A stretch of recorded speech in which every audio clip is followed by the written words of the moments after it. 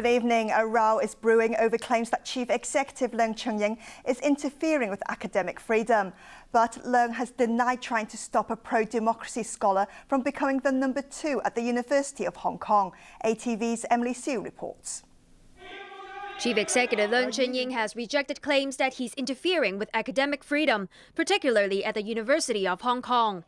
His office issued a statement this morning describing such claims as unfounded. The move followed media reports accusing him of stopping pro-democracy academic Johannes Chan from being appointed as the number 2 of Hong Kong's oldest university. The government has not intervened in the selection process of the vice president of HKU, the statement said. Pro-Beijing newspaper Wen Weipo started the rumor mill spinning earlier by accusing Chan, a former dean, of lowering the law faculty's research quality. Then Kevin Lau, the former chief editor of Chinese language newspaper Ming Pao, wrote an article in which he quoted unnamed university council members as saying that they were approached by senior government officials and told to reject Chan's appointment. The Apple Daily, a staunch democracy advocate, ran a front-page story today making similar claims, quoting the Civic Party's Dennis Kwok, who spoke to law professors linked to council members. Opposition lawmakers, angered by the reports, claim that Chan is the victim of a smear campaign. If the government, the chief executive, has not consent to anybody or to ask anybody to interfere with the academic freedom of Hong Kong U, then at least the CE should coordinate the effort to clarify that the government has never done it, and to reassure to the public that he himself and his government will respect academic freedom and would fight to the very end to protect academic freedom. And we think this is completely ludicrous because in Hong Kong we have institutional autonomy, which is very sacred and which is our core value. So how dare people, including the chief executive, dare to send people to the university to interfere with their own affairs? Lau added she has written to the council's chairman to demand the setting up of an inquiry to investigate the claims.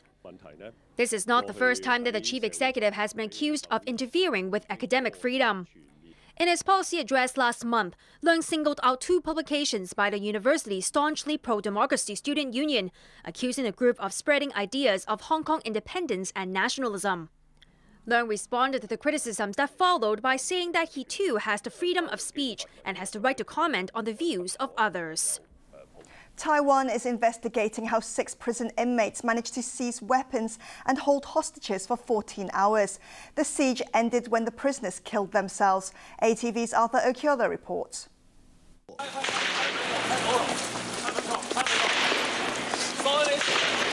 Gunshots rang out at a prison in the southern Taiwanese city of Kaohsiung early this morning as a hostage drama was nearing its end. 6 inmates serving long sentences for murder and serious offenses took several guards hostage before barging into the armory to seize weapons. The captives were released when the warden and chief guard offered to take their place. Their demands for a getaway car were denied. At one stage, they tried to escape, but retreated after exchanging gunfire with police surrounding the building. The head guard was released at around 4 a.m., then shots were heard. About an hour later, police confirmed that 4 of the hostage takers had committed suicide. The other 2 gunmen apparently shot at their bodies before turning their weapons on themselves. The warden walked down on his own soon after, as the crisis was declared over. Both hostages were unharmed. President Ma Ying-jeou said the drama had exposed loopholes in the prison management system. He ordered the Justice Ministry to release a report of its investigation tomorrow and submit a plan for immediate improvements within a week. Arthur Okiola, ATV News. The daughter of the head of Korea Airlines has been jailed for 1 year for humiliating a crew member. Heather Cho ordered the flight crew chief to get off a plane leaving New York in December after she had been served nuts in a bag and not in a dish. The nut rage incident triggered ridicule and anger in South Korea, where the public has frowned on favors for the elite. Cho, who has apologized, was found guilty of breaking aviation law. The judge condemned her for trampling on human dignity. The captain of an Italian cruise ship that ran aground 3 years ago, killing 32 people, has been jailed for 16 years after being found guilty of manslaughter. ATV's Joyce Wu reports.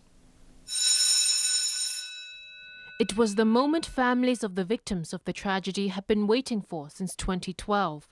It also closed the final chapter in one of the highest profile shipping disasters in recent years. A court in the Italian town of Grosseto found Francesco Schettino, the captain of Costa Concordia cruise liner, guilty of multiple manslaughter, causing a shipwreck and abandoning his passengers after the disaster off the coast of Tuscany. He was jailed for 16 years. But some of the survivors considered the penalty too lenient. The verdict for me is different, that the way you can feel it, because for me it's 6 months for each death person. And the family of the death people, it's not 6 months or 17 years for them, it's forever. Schettino was commanding the Concordia in January 2012, a 290-kilometer-long floating hotel, when it came too close to the shore and hit rocks off the island of Giglio, tearing a hole on its side. The disaster triggered chaos as more than 4,000 passengers and crew tried to scramble to safety. The massive hull of the vessel was left abandoned on its side for 2.5 years before it was refloated and towed away in the most expensive maritime wreck recovery in history. Schettino, who wasn't in court to hear the verdict, is likely to appeal, a process that could take years. Joyce Wu, ATV News. A ceasefire in eastern Ukraine will take effect from Sunday. This comes after 17 hours of talks between Russian President Vladimir Putin and his Ukrainian counterpart Petro Poroshenko.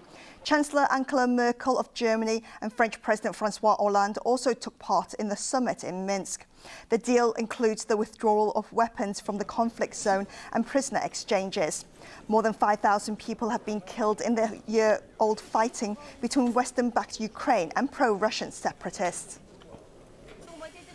A gunman in the U.S. state of North Carolina has been charged with murdering 3 Muslim students in a case which the victims' relatives say is a hate crime. Here's Joyce Wu. Students in the town of Chapel Hill have held a vigil for 3 Muslim students killed by a 46-year-old gunman. The victims were Dea Shady Barakat, a dentistry student, his new wife Yusuf Muhammad, and her sister Razan Muhammad Abu Salha. Police arrested their neighbor Craig Stephen Hicks and charged him with first-degree murder. The suspect has a history of quarreling with neighbors and posting anti-religious messages on the internet. Officers have not ruled out that the killings were a hate crime, but said the victims were probably killed because of a parking dispute. The father of the 2 women shot dead was outraged.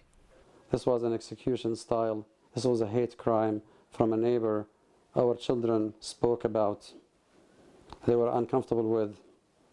He came to their apartment more than once, condescending, threatening, and despising, and talking down to them.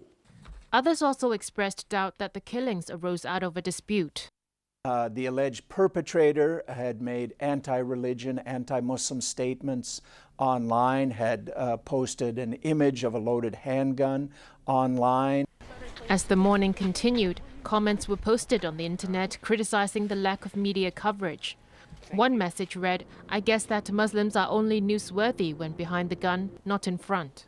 Joyce Wu, ATV News.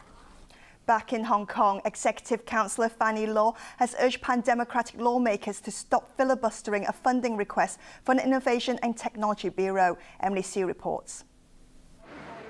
Time is running out for the government to convince the Finance Committee to release $35 million to launch the long-delayed Innovation and Technology Bureau. Chances of approval are slim, as pan-democratic legislators are determined to prevent the setting up of the Bureau, which they consider to be a waste of public money. Executive Councillor Fanny Law, who chairs the Science and Technology Parks Corporation, has tried to persuade the opposition to change its mind. But speaking on a radio show this morning, she admitted feeling helpless and defeated because her appeals have been ignored. Law said pan-democrats have repeatedly turned down her invitations to meet and discuss the matter. Nobody wants to see me. I was rejected by nearly all the people I approached, lamented the Beijing loyalist. There was another setback for the government when a group of information technology professionals urged lawmakers to reject the funding request, saying the proposal lacks vision.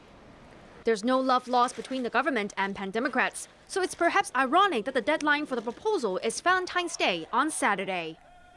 The Communications Authority has fined ATV again for not paying another licence fee.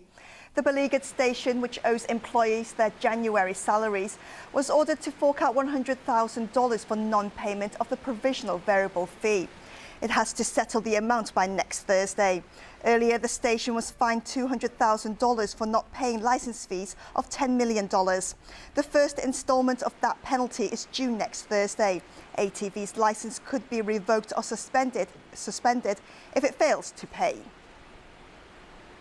In other local headlines, jurors have failed to reach a verdict in the Llama Island ferry disaster, and the Immigration Department has vowed to stop parallel traders over the Lunar New Year. With the number of mainland visitors expected to surge during the Year of the Goat, which trots in next Thursday, the Immigration Department is ready to lock horns with parallel traders by stepping up border checks. Immigration Chief Eric Chan said 1,735 mainlanders and 14 locals involved in parallel trading activities were arrested last year and 200 were convicted. At least 25,000 cross-border visitors were refused entry since 2012 because of suspected involvement in the illegal trading. Many lawmakers took aim today at Leung Chun-ying's housing policy during the motion of thanks for his policy address. Leung has pledged to build 480,000 homes over the next 10 years, but the ADPL's Frederick Fong said this is a pipe dream.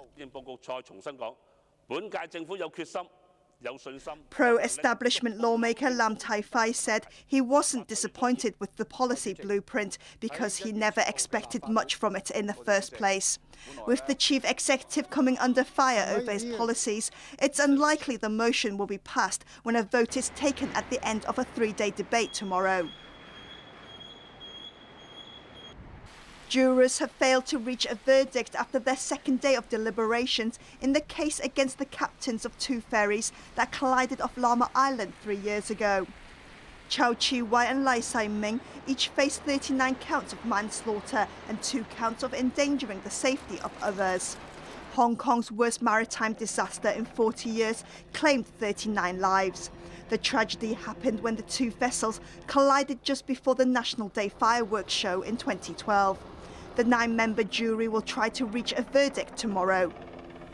In finance news, local stocks closed higher today. The Hang Seng Index ended trading at 24,422 points, a gain of 107 on turnover of $73.2 billion. Let's take a look at markets overseas, starting in the US. The Dow Jones is up 65 points.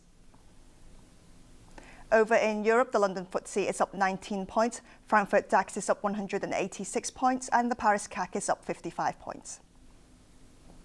Let's take a look at the US dollar exchange rate. It's 1.13 to the euro, 1.53 to the pound sterling, and it's 119 Japanese yen against the US dollar. In football, Barcelona have one leg in the final of the King's Cup in Spain, while in England a late goal was enough for leaders Chelsea to grab all 3 points against Everton. ATV's Anne Jeng reports.